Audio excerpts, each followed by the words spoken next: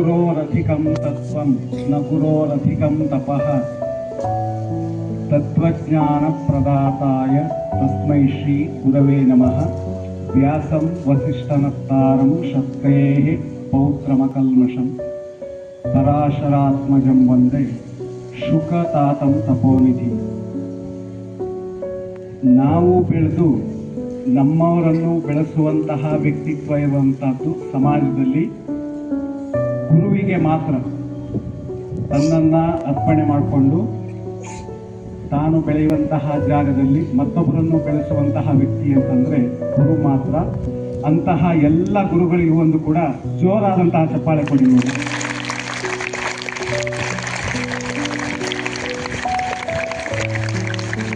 ಇವತ್ತು ವ್ಯಾಸ ಪೂರ್ಣಿಮೆ ಅಂತ ಕರಿತೀವಿ.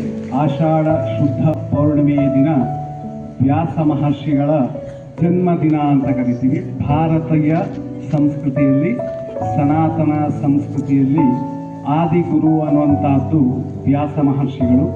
ಇವರು ಬ್ರಹ್ಮ ವಿಷ್ಣು ಮಹೇಶ್ವರರ ಅಂಶಭೂತವಾಗಿ ಸತ್ಯವತಿ ಮತ್ತೆ ಪರಾಶರರ ಮಗನಾಗಿ ಹುಟ್ಟಿರುವಂತಹದ್ದು ಆಷಾಢ ಪೌರ್ಣಿಮೆ ಅಂತ. ಪೌರ್ಣಿಮೆ ಅಂತಂದ್ರೆ ಗೊತ್ತಾಗತ್ತೆ ನಿಮಗೆ, ಸಾಮಾನ್ಯವಾಗಿ ಫುಲ್ ಮೂನ್ ಅಂತ. ಹಾಗೆ ನಮ್ಮ ಅಜ್ಞಾನವನ್ನೆಲ್ಲವನ್ನ ಹೋಗಲಾಡಿಸಿ ಜ್ಞಾನವನ್ನು ಬೆಳಗುವಂತಹ ದಿನ ಅಂತ ಕರಿತೀವಿ ನಾವು, ಗುರು ಪೂರ್ಣಿಮಾ ಅಂತ.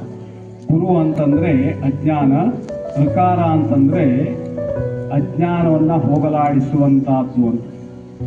ಹಾಗಾಗಿ ಈ ಗುರು ಪೂರ್ಣಿಮೆಗೆ ತುಂಬಾ ಮಹತ್ವವಾಗಿರುವಂತಹದ್ದು.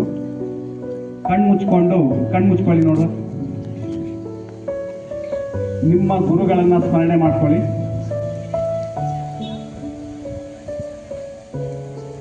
ಮಾಡ್ಕೊಂಡ್ರ? ಕಣ್ಬಿಡಿ. ಎಷ್ಟು ಜನ ಅಮ್ಮಂದಿರನ್ನ ನೆನೆಸ್ಕೊಂಡಿದ್ದೀರ?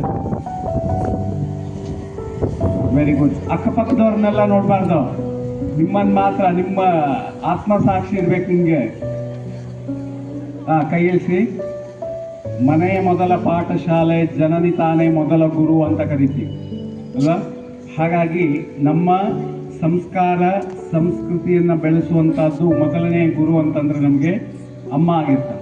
ಹಾಗಾಗಿ ಆ ಅಮ್ಮನಿಗೂ ಕೂಡ ನಮಸ್ಕಾರವನ್ನ ಹೇಳಬೇಕು. ಯಾರು ಬೆಳಗ್ಗೆ ಮಾಡಿದಿರೋ ಬಿಟ್ಟಿದಿರೋ, ಸಂಜೆ ಹೋಗಿ ನಿಮ್ಮ ಅಮ್ಮಗೆ ಅಪ್ಪಗೆ ನಮಸ್ಕಾರವನ್ನು ಮಾಡುವಂತಹದ್ದನ್ನು ಬೆಳೆಸ್ಕೊಳ್ಳಿ. ಯಾಕೆಂದ್ರೆ ಅವರು ಕೊಟ್ಟಿರುವಂತಹ ಜನ್ಮ ಅನ್ನುವಂತಹದ್ದು ನಮಗೆ ಸಂಸ್ಕಾರ ಸಂಸ್ಕೃತಿ ಎಲ್ಲವನ್ನ ಕಲಿಸ್ಕೊಡುತ್ತೆ.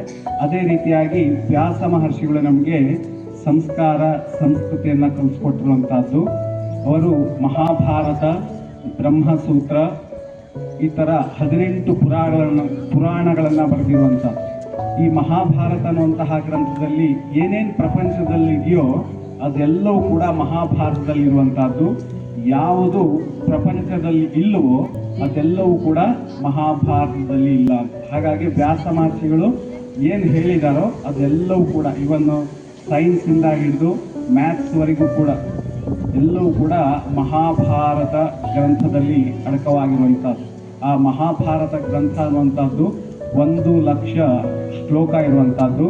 ಹಾಗಾಗಿ ಆ ಶ್ಲೋಕಗಳಲ್ಲೆಲ್ಲವಲ್ಲೂ ಕೂಡ ಏನಾಗಿದೆ, ನಮ್ಮ ನಿತ್ಯ ಜೀವನಕ್ಕೆ ಏನೇನು ಬೇಕೋ ಅವೆಲ್ಲವೂ ಕೂಡ ಅಡಕವಾಗಿರುವಂಥದ್ದು. ಹಾಗಾಗಿ ಅದಾದಮೇಲೆ ವ್ಯಾಸ ಮಹರ್ಷಿಗಳಾದಮೇಲೆ ಬಂದಂತಹ ಗುರುಗಳಿಗೆಲ್ಲರಿಗೂ ಕೂಡ ಸ್ಮರಣೆ ಮಾಡುವಂತಹದ್ದು ಗುರು ಪೂರ್ಣಿಮೆ ಅಂತ ಕರೆದ್ರು. ಮೊದಲು ವ್ಯಾಸ ಪೂರ್ಣಿಮೆ ಅಂತ ಕರೀತಾ ಇದ್ರು.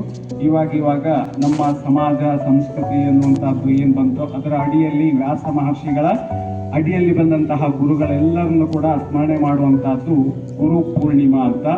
ಹಾಗಾಗಿ ಮನೆ ಕಟ್ಟಕ್ಕೆ ಎಷ್ಟು ಇಟ್ಟಿಗೆ ಅನ್ನುವಂತಹದ್ದು ಪ್ರಾಮುಖ್ಯತೆ ಇದೆಯೋ ಹಾಗೆ ನಮ್ಮ ಮನವನ್ನು ಕಟ್ಟೋದಕ್ಕೆ ಗುರುವೆಂಬ ಜ್ಞಾನದ ಪೆಟ್ಟಿಗೆ ಅನ್ನುವಂಥದ್ದು ತುಂಬ ಇಂಪಾರ್ಟೆಂಟ್ ಆಗಿರುತ್ತೆ.